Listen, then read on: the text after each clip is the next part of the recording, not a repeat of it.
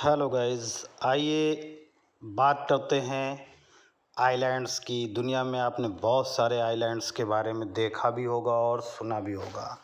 आज बात करते हैं ब्राज़ील के एक ऐसे आइलैंड को जिसे दुनिया में स्नैक आइलैंड के नाम से जाना जाता है। तो दोस्तों, आपने ब्राज़ील के स्नैक आइलैंड के बारे में ज़रूर सुना होगा, जहां हर दूसरे कदम पर एक जहरीला सांप देखने को मिलता है। यही वजह है कि इस आइलैंड पर सांपों के अलावा कोई दूसरे जानवर या इंसान नहीं रहते हैं, क्योंकि यह सांप उन्हें ज़्यादा समय तक जिंदा नहीं रहने देते हैं। लेकिन क्या आप जानते हैं कि यह आइलैंड दुनिया के सबसे जहरीले सांपों के घर में कैसे तब्दील हुआ और इसके पीछे असल वजह क्या थी?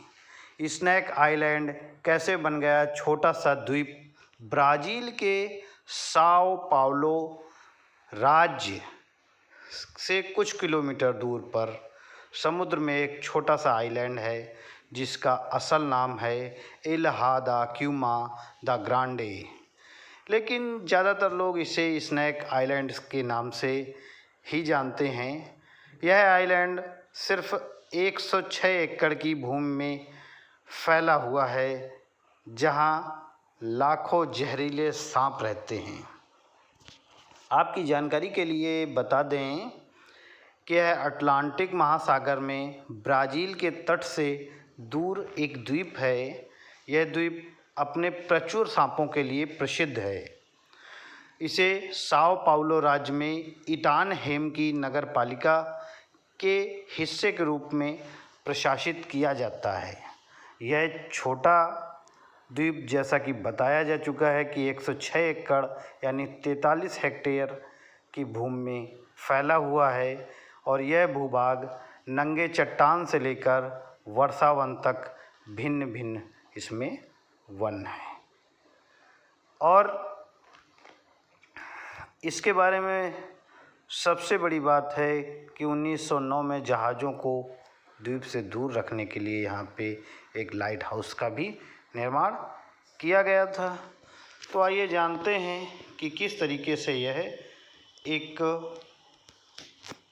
स्नैक आइलैंड में तब्दील हुआ, जहां यह 106 एकड़ की भूमि में फैला हुआ है और लाखों लाख स्नैक सांप इसमें रहते हैं।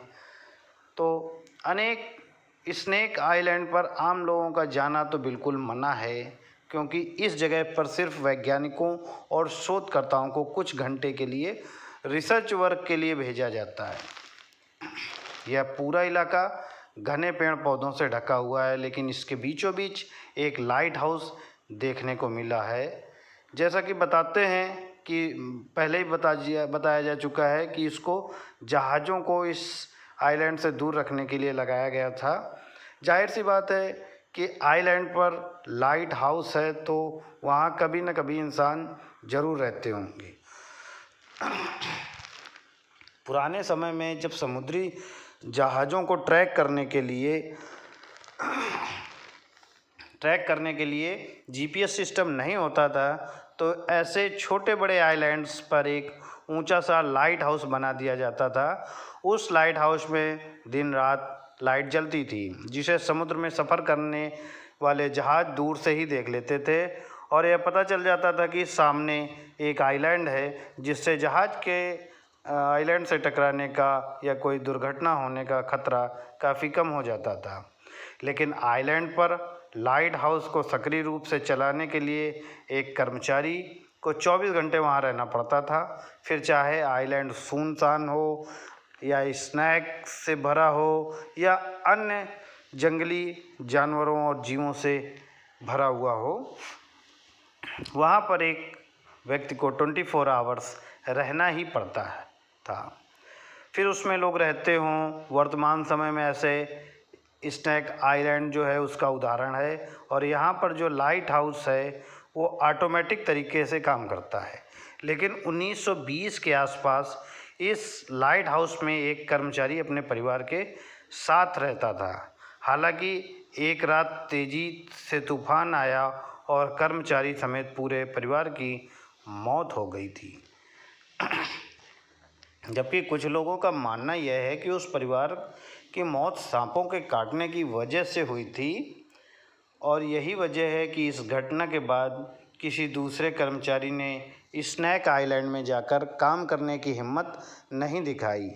लेकिन यहाँ सवाल खड़ा होता है कि आखिर इस स्नैक आइलैंड में इतने सारे सांप कहाँ से आए और कैसे आए। इस सवाल का जवाब जानने के लिए हमें इतिहास में आज से लगभग 11,000 साल पहले जाना होगा, क्योंकि तब यह आइलैंड साउथ अमेरिका की ज़मीन से जुड़ा हुआ था और अमेरिकी महाद्वीप का हिस्सा था।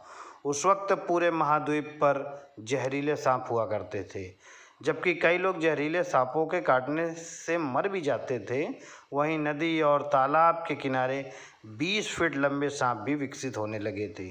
इसकी वजह से अमेरिकी नागरिकों की मुश्किलें दिन ब दिन बढ़ती जा रही थीं और इसी दौरान धरती पर आखिरी शीत युग की समाप्ति हो चुकी थी।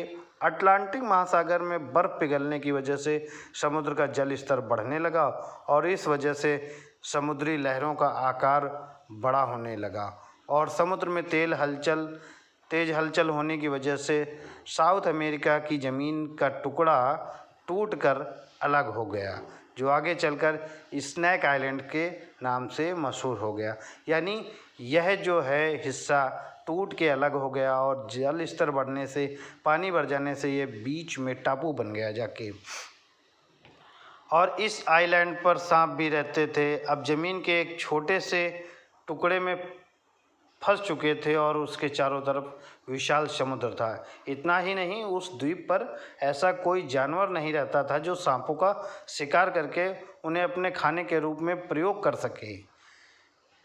इसलिए इस आइलैंड पर सांपों की बढ़ोतरी होती चली गई, क्योंकि यहाँ पर सांपों के लिए प्रचुर मात्रा में खाना भी था।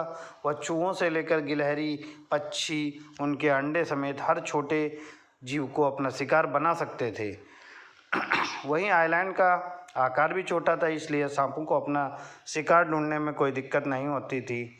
इस तरह सांपों की आबादी में इजाफा होता चला गया और आइलैंड पर रहने वाले जीव धीरे धीरे खत्म होने लगे। इसी वजह से सांपों के लिए खाने की कमी होना तय हो गया था। स्नैक आइलैंड पर रहने वाले सांपों ने अपने शिकार करने के तरीके के साथ साथ अपने खानों की ज़रूरत में भी परिवर्तन लाना शुरू कर दिया, क्योंकि अगर वह ऐसा नहीं करते तो आइलैंड से सांपों की बर्बादी पूरी तरह से ख़त्म हो जाती, मतलब पूरी तरीके से बर्बादी हो जाती।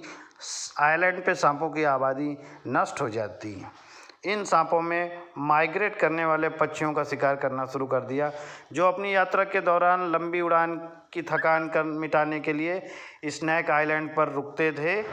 और लेकिन उन पक्षियों के लिए यह आराम जो है मौत की वजह बन जाया करता था, क्योंकि स्नैक आइलैंड पर रहने वाले सांप बहुत ही जहरीले थे और उनके जहर की चंद बूंदें पक्षियों को मौत के घाट उतार देती थी।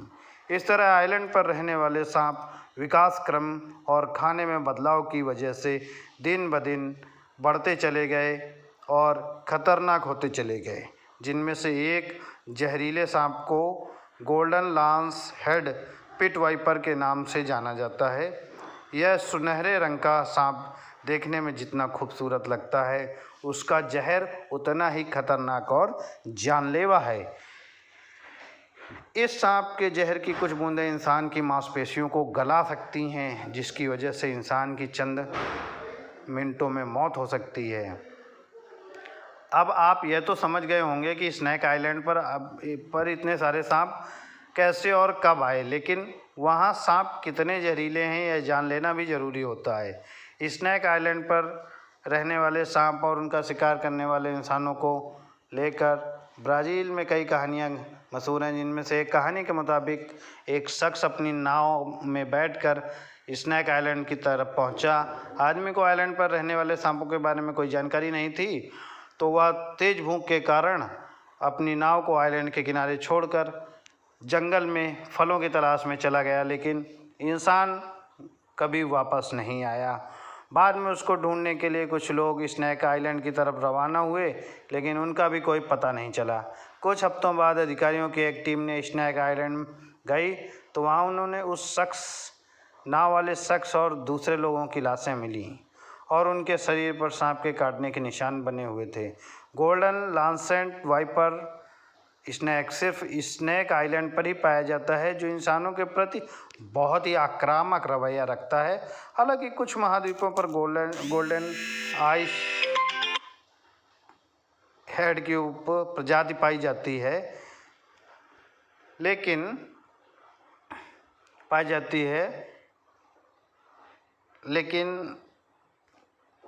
यहाँ पर पाई जाती है, लेकिन वह इतने जहरीले और हमलावर प्रवृत्ति के नहीं होते हैं। यह सांप शिकार पर घात लगाकर बैठते हैं, और बल्कि इनमें अपने विकास क्रम के दौरान पक्षियों को डसने की कला विकसित की थी, और इसी वजह से यह सांप इतना खतरनाक और घातक माना जाता है कि स्नैक आइलैंड पर जहरीले सांपों की बढ़ती हुई आबादी को ध्यान में रखते हुए वहाँ लाइट हाउस पर किसी भी कर्मचारी को काम करने के लिए नहीं भेजा जाता है, जबकि यह लाइट हाउस पर काम करने वाले पुराने कर्मचारी और उसके परिवार की मौत की वजह से दूसरे कर्मचारी खौफ में रहते हैं। वैसे तो उसने स्नैक आइलैंड पर आम लोगों के जाने पर ब्राज़ील सरकार ने प्रतिबंध लगा रखा है, लेकिन कभी कभी सांप के जहर को इकट्ठा करके ऊंचे दामों में बेचने के लालच में आयरलैंड पर गैर कानूनी रूप से लोग चले जाते हैं। उसका रिजल्ट यह होता है कि स्नैक आइलैंड पर रहने वाले खतरनाक सांप उनको डस लेते हैं और उनसे उनकी मौत हो जाती है। कुछ लोगों को इस इलाके की निगरानी करने के लिए कोस्टल गार्ड गिरफ्तार कर लेते हैं। दुनिया भर में कई जहरीले सांप पाए जाते हैं, लेकिन इस सांप के जहर की कीमत 25 लाख तक हो सकती है। वैज्ञानिक और शोधकर्ता भी इस आइलैंड पर सांपों की विभिन्न प्रजातियों का पता लगाने के मकसद से जाते हैं, क्योंकि यह माना जाता है कि स्नैक आइलैंड पर रहने वाले कई सांपों के बारे में किसी को कोई जानकारी नहीं है। सांप के जहर का यूज़ कई महंगी दवाइयों को बनाने में किया जाता है, जबकि यह कैंसर जैसी घातक बीमारियों के इलाज में भी सहायक भूमिका निभाता है। अंतर्राष्ट्रीय मार्केट में सांप के जहर की मांग काफ़ी तेज़ हो गई है, जिसके लिए लाखों रुपए की डील की जाती है। वहीं वैज्ञानिक स्नैक आइलैंड में रिसर्च वर्क करके सांपों के जहर की तुलना करते हैं और यह पता लगाते हैं कि किस जहर में कौन सी बीमारी का सटीक इलाज किया जा सकता है। हालांकि स्नैक आइलैंड समेत दुनिया भर में बहुत सारे ऐसे सांप पाए जाते हैं जिनका एंटीडोट अब तक बनाकर तैयार नहीं किया गया है, और उन सांपों के काटने से इंसान की मौत का खतरा काफ़ी ज़्यादा बढ़ जाता है। भले ही आज स्नैक आइलैंड साउथ अमेरिका से जुड़ा हुआ नहीं है, लेकिन इस आइलैंड की मौजूदगी में अमेरिका वासियों को राहत की सांस लेने में आसानी होती है। दरअसल स्नैक आइलैंड के अलग हो जाने के बाद अमेरिका में सांपों की आबादी कम हो गई और इंसानों की आबादी बढ़ने के साथ कई सांप मर गए हैं, तो कई विलुप्त तो हो गए। अगर सांप हैं तो स्नैक आइलैंड विलुप्त हुए। इस सांपों को स्नैक आइलैंड पर साउथ अमेरिका से अलग हुआ है। वहाँ पर पैदा होने वाले खतरनाक और जहरीले सांप अमेरिकी नागरिकों की मौत की वजह बनते रहते थे। तो स्नैक आइलैंड अमेरिका से टूटकर अलग ही नहीं हुआ होता तो शायद वहाँ इतने खतरनाक और जहरीले सांप कभी विकसित नहीं होते। इन सांपों के विकसित होने के पीछे खाने की कमी की जगह विकास क्रम को जिम्मेदार माना जाता है, जो किसी भी जीव के व्यवहार, आकार और ज़रूरतों को पूरा करते हैं। तो आज के वीडियो में स्नैक आइलैंड के बारे में जो जानकारी मिली है वो आप लोगों के लिए बहुत ही सूटेबल है, और लोक कथाओं और प्रचलित कहानियों के विपरीत स्नैक आइलैंड की अपनी एक साइंटिफिक और भौगोलिक कहानी है, जिसके बारे में आपको हम बताने जा रहे हैं कि स्नैक आइलैंड जो है यहाँ पर golden lance head wit viper नाम का जो सांप पाया जाता है, इसको ब्रोथोप्स इंसुलैरिस के नाम से भी जाना जाता है। यह ब्रोथोप्स इंसुलैरिस सांप इतना जहरीला है कि इसके काटने भर से क्षणिक मौत लोगों की हो जाती है। और इसके बारे में एक और यह स्नैक आइलैंड इस गोल्डन लॉन्सहेड व्हीट पाइपर का एकमात्र प्राकृतिक घर है जिसका आहार पक्षी है। पिछले हिमयुग के बाद ऐसी घटना हुई और यहाँ पर केवल